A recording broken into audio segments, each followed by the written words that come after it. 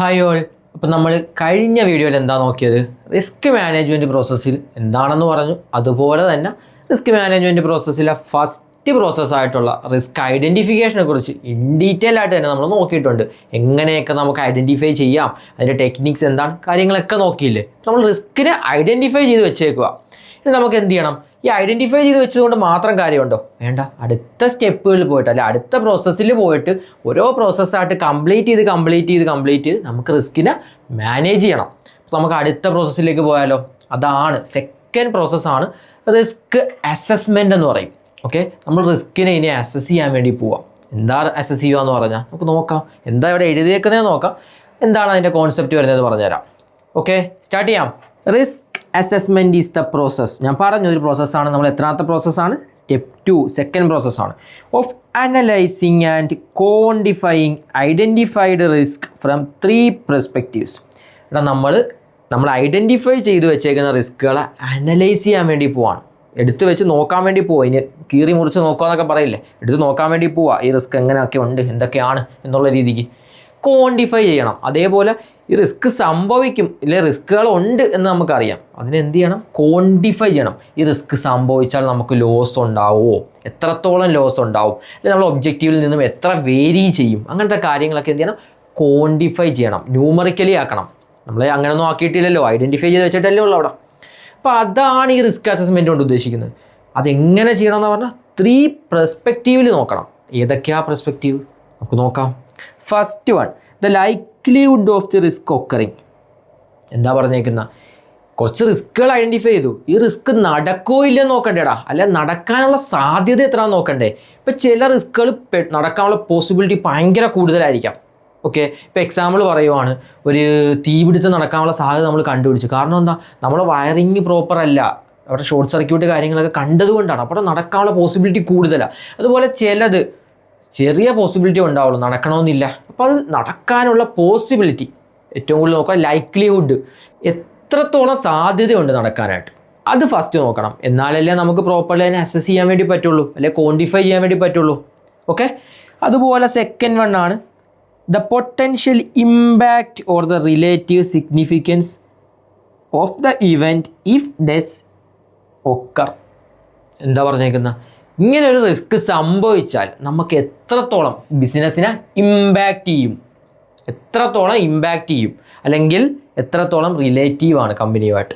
Okay, അത് നമ്മൾ നോക്കണ്ടേ. ഇപ്പം ചില റിസ്ക്കുകൾ സംഭവിച്ചു കഴിഞ്ഞാൽ നമുക്ക് വലിയ നഷ്ടമൊന്നും ഉണ്ടാവില്ല, മീൻസ് ചെറിയ രീതിയിലൊക്കെ നഷ്ടം ഉണ്ടാകത്തുള്ളൂ. അപ്പോൾ അങ്ങനെ വരുന്ന റിസ്ക്കുകൾ ആദ്യം നമ്മൾ എടുക്കണോ? അതുകൂടാതെ മീൻസ് ഭയങ്കര ഇമ്പാക്റ്റ്, അത് സംഭവിച്ച് നമ്മളെ കമ്പനി വരെ ചിലപ്പോൾ പൂട്ടിപ്പോകാനുള്ള സാധ്യതയുണ്ട്. അങ്ങനത്തെ റിസ്ക്കുകളൊക്കെ ഉണ്ടായിരിക്കും. അപ്പോൾ അത് നോക്കണം, അത് നോക്കിയിട്ട് വേണം നമ്മൾ അസസ് ചെയ്യാനായിട്ട്. അപ്പോൾ അതാണ് സെക്കൻഡ് പെർസ്പെക്റ്റീവ് വരുന്നത്. തേർഡ് എന്താ നോക്കാം. And the interrelationships of risk on a unit by unit or total organisation basis. എടാ, ചില റിസ്ക്കുകൾ ചില ഡിപ്പാർട്ട്മെൻറ്റ്സിൽ മാത്രമായിരിക്കും ഉണ്ടാവും, അല്ലെങ്കിൽ ചില യൂണിറ്റ്സിൽ മാത്രമായിരിക്കും ഉണ്ടാവും. അപ്പോൾ അത് ആ ഒരു യൂണിറ്റിനെ മാത്രം അഫക്റ്റ് ചെയ്യുന്നുള്ളൂ. പക്ഷേ ചില റിസ്ക്കുകൾ ആ ഒരു ഓർഗനൈസേഷനെ ഫുള്ള് എഫക്റ്റ് ചെയ്യും. ചിലതെന്താവും, കുറച്ച് യൂണിറ്റ്സിനെ എന്ത് ചെയ്യും, എഫക്റ്റ് ചെയ്യും. അപ്പോൾ ഇതൊക്കെ നമ്മൾ നോക്കണ്ടേ. ഇതൊക്കെ നോക്കിയാലേ പ്രോപ്പർലി ആ റിസ്കിനെ അസസ് ചെയ്യാൻ വേണ്ടി പറ്റുള്ളൂ. അതാണ് പറഞ്ഞിരിക്കുന്നത് ഇൻ്റർ റിലേഷൻഷിപ്പ് ഓഫ് റിസ്ക്. അവർ ഒറ്റയ്ക്കാണോ, മീൻസ് വേറെ ഡിപ്പാർട്ട്മെൻറ്റ്സായിട്ട് അല്ലെങ്കിൽ ഓർഗനൈസേഷനുമായിട്ട് ഫുള്ളി റിലേറ്റഡ് ആണോ, അങ്ങനത്തെ കാര്യങ്ങളൊക്കെ നോക്കണം. ഓക്കെ, അപ്പം മനസ്സിലായില്ലേ റിസ്ക് അസസ്മെൻറ്റ് എന്താണെന്ന് മനസ്സിലായില്ലേ? ഓക്കെ, ഇനി റിസ്ക് അസസ്മെൻറ്റിനകത്ത് 2 ടൈപ്പ് ഓഫ് റിസ്ക് ഇൻക്ലൂഡാണ്. 2 ടൈപ്സ് ഓൾറെഡി നമ്മൾ പഠിച്ച 2 ടൈപ്പുകളാണ്. ഏതൊക്കെയാ? Inherent risk, residual risk. ഞാൻ പറയത്തില്ല, ഇനി വീണ്ടും ഞാൻ പറയില്ല, വേറെ ഒന്നും കൊണ്ടല്ല. നിങ്ങൾ ഓൾറെഡി പഠിച്ച്, നിങ്ങൾക്ക് ഈ പേര് കാണുമ്പോൾ മനസ്സിലാവണം എന്താണ് ഇൻഹെറൻറ്റ് എന്നും എന്താണ് റെസിജ്വൽ എന്നും. ഓക്കെ, ഞാൻ ചുമ്മാ പറഞ്ഞാൽ പറയില്ല എന്നുള്ളത്. ഞാൻ പറഞ്ഞു തരാം, ഒന്നുകൂടെ പറയാം, ജസ്റ്റ് ബ്രീഫായിട്ട് പറയാം, റിവിഷനായിട്ട് പറയാം. ഇൻഹെറൻറ്റ് എന്താ? നമ്മൾ കൺട്രോൾസ് ഒന്നും എടുക്കുന്നതിന് മുമ്പ് നമുക്ക് ഉണ്ടാവാൻ സാധ്യതയുള്ള റിസ്ക്. ഇനി ഈ കൺട്രോൾസ് എടുത്ത് കഴിഞ്ഞിട്ടും റിമൈനിങ് ആയിട്ട് നിൽക്കുന്നതാണ് റെസിജ്വൽ. ഇൻ ഡീറ്റെയിൽ ആയിട്ട് ഫസ്റ്റ് വീഡിയോസിൽ പറഞ്ഞിട്ടുണ്ട് ടൈപ്സ് ഓഫ് റിസ്കിൽ. അപ്പോൾ അത് കാണണം, അതാ പറയുന്നത് പ്രോപ്പർലി ഫുൾ ക്ലാസ്സുകളും കാര്യം കാണണമെന്നുള്ളത്. ഓക്കെ, അപ്പം അത് ഈ ഒരു റിസ്ക് അസസ്മെൻറ്റുമായിട്ട് എന്താ ബന്ധം? എന്താ എടാ, റിസ്ക് അസസ് ചെയ്യാൻ വേണ്ടി പോവുക. അപ്പോൾ നമ്മൾ നോക്കണ്ടേ കൺട്രോൾസ് ഒന്നും എടുത്തില്ലെങ്കിൽ ഇത് എത്രത്തോളം എഫക്റ്റ് ചെയ്യും, കൺട്രോൾസ് എടുത്തു കഴിഞ്ഞാൽ എത്രത്തോളം എഫക്റ്റ് ചെയ്യും എന്നുള്ള രീതിക്ക്. എന്നാലല്ലേ നമുക്ക് പ്രോപ്പർലി ക്വാണ്ടിഫയബിൾ ടേംസിൽ കാണിക്കാൻ വേണ്ടി പറ്റുള്ളൂ. അതുകൊണ്ടാണ് ഇൻഹെറൻറ്റ് റിസ്ക്കും റെസിജ്വൽ റിസ്ക്കും റിസ്ക് അസസ്മെൻറ്റുമായിട്ട് കണക്റ്റ് ആയിരിക്കുന്നത്. ഓക്കെ, നമുക്ക് നോക്കാം. ഇനി ഇതിനകത്ത് മെയിനായിട്ട് വരുന്നൊരു ടേമാണ് എക്സ്പോഷർ ഓഫ് റിസ്ക്. ഈ എക്സ്പോഷർ ഓഫ് റിസ്ക് എന്താണെന്ന് വെച്ചിട്ടാണ് അതിൻ്റെ ഫാക്ടേഴ്സ് ആയിരിക്കും നമ്മൾ പഠിക്കാൻ വേണ്ടി പോകണം. ഒന്നുമില്ല, exposure of risk refers to how much you stand to lose if a risk event happens. ഒരു റിസ്ക് ഇവൻറ്റ് അല്ലെങ്കിൽ നമ്മൾ ഒബ്ജക്റ്റീവ്സ് അച്ചീവ് ചെയ്യുന്നതിൽ നിന്നും തടയുന്ന ഇവൻറ്റ്സ്, അതിനെയാണ് റിസ്ക് ഇവൻറ്റ്സ് എന്ന് പറയുന്നത്. ഇങ്ങനെ ഒരു റിസ്ക് ഇവൻറ്റ് സംഭവിച്ചാൽ നമുക്ക് എത്രത്തോളം ലോസ് ഉണ്ടാകാൻ വേണ്ടി പറ്റും, എത്രത്തോളം ലോസ് ഉണ്ടാവും എന്നതാണ് എന്ത് എക്സ്പോഷർ ഓഫ് റിസ്ക്. എന്തോരം എക്സ്പോഷർ ഉണ്ട് ആ റിസ്ക്. ഇപ്പം എക്സ്പ്ലോഡിങ് എന്നൊക്കെ പറയാൻ കേട്ടില്ല, പൊട്ടിത്തെറിച്ചാൽ എത്രത്തോളം ബോംബ് എക്സ്പ്ലോഡിങ് എന്നൊക്കെ പറയും. അതുപോലെ തന്നെ ആ റിസ്ക് സംഭവിച്ചാൽ നമുക്ക് എത്രത്തോളം ലോസ് ഉണ്ടാവും, അതാണ് എക്സ്പോഷർ ഓഫ് റിസ്ക്. ഓക്കെ, നമ്മൾ ഇനി എക്സ്പോഷർ ഓഫ് റിസ്ക് ഇവാലുവേറ്റ് ചെയ്യുന്നത് 2 ഫാക്ടേഴ്സ് വെച്ചിട്ടാണ്. ഏതൊക്കെയാണ് ആ ഫാക്ടേഴ്സ് എന്ന് നമുക്ക് നോക്കിയാലോ. ഫസ്റ്റ് ഫാക്ടറാണ് ലോസ് ഫ്രീക്വൻസി അല്ലെങ്കിൽ പ്രോബബിലിറ്റി. ഞാൻ ഓൾറെഡി പറഞ്ഞ കാര്യമാണിത്, മനസ്സിലായില്ലേ? ഓൾറെഡി ഞാൻ പറഞ്ഞ കാര്യമാണ്, എന്താണെന്ന് നിങ്ങൾക്ക് മനസ്സിലാവും. It explains how often a particular loss is expected to occur. It shows the likelihood of a loss happening within a certain time period. അതായത് നടക്കാനുള്ള സാധ്യത അല്ലെങ്കിൽ ഈ ഒരു റിസ്ക് കാരണം എത്രത്തോളം ലോസ് ഉണ്ടാകാനുള്ള സാധ്യത ഉണ്ട് എന്ന് നോക്കുന്നു, മനസ്സിലായില്ലേ? അതിനെയാണ് എന്തെന്ന് പറയുന്നത് ലോസ് ഫ്രീക്വൻസി എന്ന് പറയുന്നത്. ഒരു എക്സാമ്പിൾ നോക്കാം. A loss frequency of 0.25 per year means there is 25% chance of the loss occurring in any given year. എടാ നമ്മളോട് പറഞ്ഞേക്കോ ലോസ് ഫ്രീക്വൻസി 0.25 ആണ്. അതിനർത്ഥം എന്താ? 25% സാധ്യത ഉണ്ട് ആ ഒരു ലോസ് സംഭവിക്കാനായിട്ട്. എത്രത്തോളം സാധ്യതയുണ്ട്, ലൈക്ലിഹുഡാണ്, അതാണ് എന്ത് ലോസ് ഫ്രീക്വൻസി എന്ന് പറയുന്നത്. 25% സാധ്യത ഉണ്ട് ഈ വർഷം സംഭവിക്കാൻ. അപ്പം അതിനർത്ഥം എന്താടാ? 4 വർഷത്തിൽ ഒരിക്കൽ ആ ഒരു റിസ്ക് സംഭവിക്കും എന്നൂടെ പറഞ്ഞൂടെ. 25% ഈ വർഷം, 25% അടുത്ത വർഷം, അതുപോലെ അതിൻ്റെ അടുത്ത 2 വർഷം. അപ്പം 100% ഈ 4 വർഷത്തിനുള്ളിൽ സംഭവിക്കുമെന്നല്ലേ അതിനർത്ഥം വരുന്നത്. ഓക്കെ, മനസ്സിലായില്ലേ എന്താണ് ലോസ് ഫ്രീക്വൻസി എന്നുള്ളത്. ഇനി ലോസ് സിവിയറിറ്റി ഒന്നുമില്ല. ഇറ്റ് എക്സ്പ്ലെയിൻസ് ഹൗ സീരിയസ്, എത്രത്തോളം സീരിയസ് ആണ്, or costly the loss would be if it occurs. നമ്മൾ നേരത്തെ നോക്കിയത് എന്താടാ? എത്രത്തോളം ലൈക്ലിഹുഡ്, സംഭവിക്കാനുള്ള സാധ്യതയാണ് നോക്കിയത്. ഇവിടെ എന്താ? സംഭവിച്ച് കഴിഞ്ഞാൽ അത് എത്രത്തോളം സീരിയസ് ആണ്, അല്ലെങ്കിൽ നമ്മളെ കോസ്റ്റിനെ എത്രത്തോളം ബാധിക്കും, നമുക്ക് എത്രത്തോളം കോസ്റ്റ്ലി ആണ്, മനസ്സിലായില്ലേ? എത്രത്തോളം ഇമ്പാക്റ്റ് ചെയ്യും, അതാണ് ലോ സിവിയറിറ്റി കൊണ്ട് നോക്കുന്നത്. ഇത് രണ്ടും കൂടെ ഉണ്ടെങ്കിലല്ലേ നമുക്ക് മനസ്സിലാകാൻ വേണ്ടി പറ്റുള്ളൂ, ആ ഒരു റിസ്കിനെ നമുക്ക് ക്വാണ്ടിഫയബിൾ ടൈമിലേക്ക് ആക്കാൻ വേണ്ടി പറ്റുള്ളൂ. ഓക്കെ, നോക്കാം. It measures the financial impact. അതെല്ലാം ഞാൻ പറഞ്ഞത് financial impact, like cost of damage, നമുക്ക് ചിലപ്പോൾ ഡാമേജസ് കോസ്റ്റ് അങ്ങനത്തെ കാര്യങ്ങളൊക്കെ ഉണ്ടാവും. ആൻഡ് നോൺ ഫൈനാൻഷ്യൽ ഇമ്പാക്റ്റ്, നമുക്കിത് കൂടാതെ ഇവിടെ എന്തോ ഉണ്ടാവും, നോൺ ഫൈനാൻഷ്യൽ ഇമ്പാക്റ്റും ഉണ്ടായിരിക്കും. എന്താടാ? ഇപ്പം ചില റിസ്കുകൾ സംഭവിച്ചു കഴിഞ്ഞാൽ കമ്പനിയുടെ ഗുഡ് വില്ല് നഷ്ടപ്പെടും, അല്ലെങ്കിൽ സ്റ്റേക്ക് ഹോൾഡേഴ്സ് മീൻസ് കമ്പനിയിൽ ഇൻവെസ്റ്റ് ചെയ്യാൻ വേണ്ടി ഇരുന്ന ആളുകളുടെ കോൺഫിഡൻസ് നഷ്ടപ്പെടാം. സ്റ്റേക്ക് ഹോൾഡേഴ്സ് എന്ന് പറഞ്ഞാൽ അവർ മാത്രമല്ല, ഒരുപാട് ആളുകളുണ്ട്. ഞാൻ ജസ്റ്റ് എക്സാമ്പിളായിട്ട് പറഞ്ഞത്. അപ്പം അവർ ഇൻവെസ്റ്റ് ചെയ്യാതെ പോകാം, കമ്പനിക്ക് പൈസ കിട്ടാതെ വരാം, റിസ്ക് കാര്യങ്ങളില്ല, അത് റിസ്കിൽ നിന്നുണ്ടായതല്ലേ. അപ്പോൾ അതുപോലത്തെ കാര്യങ്ങളും മീൻസ് ഫൈനാൻഷ്യൽ ലോസും അല്ലെങ്കിൽ നോൺ ഫൈനാൻഷ്യൽ ലോസ് അല്ലെങ്കിൽ നോൺ ഫൈനാൻഷ്യലി ഇമ്പാക്റ്റ് ചെയ്യും കമ്പനീസിനെ. ഓക്കെ, അതൊക്കെ നോക്കിയിട്ടാണ് നമ്മൾ എന്ത് തീരുമാനിക്കുന്നത്, ഈ എക്സ്പോഷർ ഓഫ് റിസ്ക് എത്രത്തോളം ലോസ് ഉണ്ടാവുമെന്ന് തീരുമാനിക്കുന്നത്. അതിൻ്റെ 2 ഫാക്ടേഴ്സാണ് ഇപ്പോൾ പറഞ്ഞത്. ഓക്കെ, നമുക്കിനി അസസ്മെൻറ്റ് 2 രീതിക്ക് നടത്താം. ക്വാളിറ്റേറ്റീവ് അസസ്മെൻറ്റ് നടത്താം, ക്വാണ്ടിറ്റേറ്റീവ് അസസ്മെൻറ്റ് നടത്താം. എന്താ വ്യത്യാസം? എന്താ? ക്വാണ്ടിറ്റേറ്റീവ് എന്ന് പറഞ്ഞാൽ നമുക്ക് ന്യൂമറിക്കലി പറയാം, എനിക്ക് ഇത്രത്തോളം ലോസ് വരും, അല്ല ഇത്ര ശതമാനം വരും, ഇന്നതാണ് വരാനുള്ള സാധ്യത, നമുക്ക് കറക്റ്റ് നമ്പേഴ്സ് വെച്ച് പറയാം. ക്വാളിറ്റേറ്റീവ് അങ്ങനെയല്ല, നേരത്തെ പറഞ്ഞില്ലേ ഗുഡ് വില്ല്, എൻ്റെ ഗുഡ് വില്ല് നഷ്ടപ്പെടും, അതുപോലത്തെ സംഭവങ്ങളാണ് ക്വാളിറ്റേറ്റീവിൽ വരുന്നത്. നമുക്ക് നോക്കാം. ഫസ്റ്റ് നോക്കുന്നത് ക്വാളിറ്റേറ്റീവ് ആണ്. Qualitative risk assessment focus on non numerical factors. Non numerical factors ആണ് ഇവിടെ, ഞാൻ പറഞ്ഞില്ല പേരിൽ തന്നെ ഉണ്ട്, ക്വാളിറ്റീസ് ആണ് നോക്കുന്നത്, ക്വാണ്ടിറ്റി അല്ല. such as loss of customer goodwill or damage to the reputation, but it can also include quantitative aspect when those qualitative risks lead to financial losses. മനസ്സിലായില്ലേ? ഞാൻ പറഞ്ഞ കാര്യം തന്നെയല്ലേടാ അവർ പറഞ്ഞേക്കുന്നത്. ക്വാളിറ്റേറ്റീവ് ആയിട്ടുള്ള നോൺ ന്യൂമറിക്കൽ ഫാക്ടേഴ്സ് ആയിട്ടുള്ള കസ്റ്റമേഴ്സിൻ്റെ good വില്ലിനെ ബാധിക്കുക, അങ്ങനത്തെ കാര്യങ്ങൾ സംഭവിച്ചു, അത് റെപ്യൂട്ടേഷൻ കുറഞ്ഞു, അങ്ങനത്തെ കാര്യങ്ങളൊക്കെയാണ് ഇവിടെ നോക്കുന്നത്. ഓക്കെ, റിസ്കിനെ അസസ് ചെയ്യാൻ വേണ്ടി നമ്മൾ കണ്ടുപിടിച്ച് വെച്ചേക്കുക, അസസ് ചെയ്തുകൊണ്ടിരിക്കുക. ഇത് എന്തിലേക്ക് എത്താം?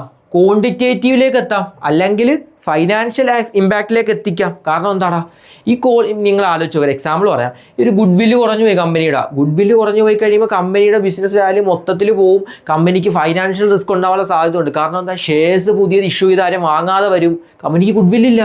സ്വാഭാവികമായിട്ടും കമ്പനി ഡെപ്റ്റ് എടുക്കാം, കടത്തിലേക്ക് പോകാം, ഫൈനാൻഷ്യൽ റിസ്ക് ഉണ്ടാവാം, എക്കണോമിക് റിസ്ക്, പല റിസ്കുകൾ ഉണ്ടാവാനുള്ള സാധ്യതയുണ്ട്. അപ്പോൾ ഈ ക്വാളിറ്റേറ്റീവ് ഇമ്പാക്റ്റ് മൂലം എന്തുണ്ടാവാം, ക്വാണ്ടിറ്റേറ്റീവ് ഇമ്പാക്റ്റ് ഉണ്ടാവാം. അതാണ് പറഞ്ഞേക്കുന്നത്.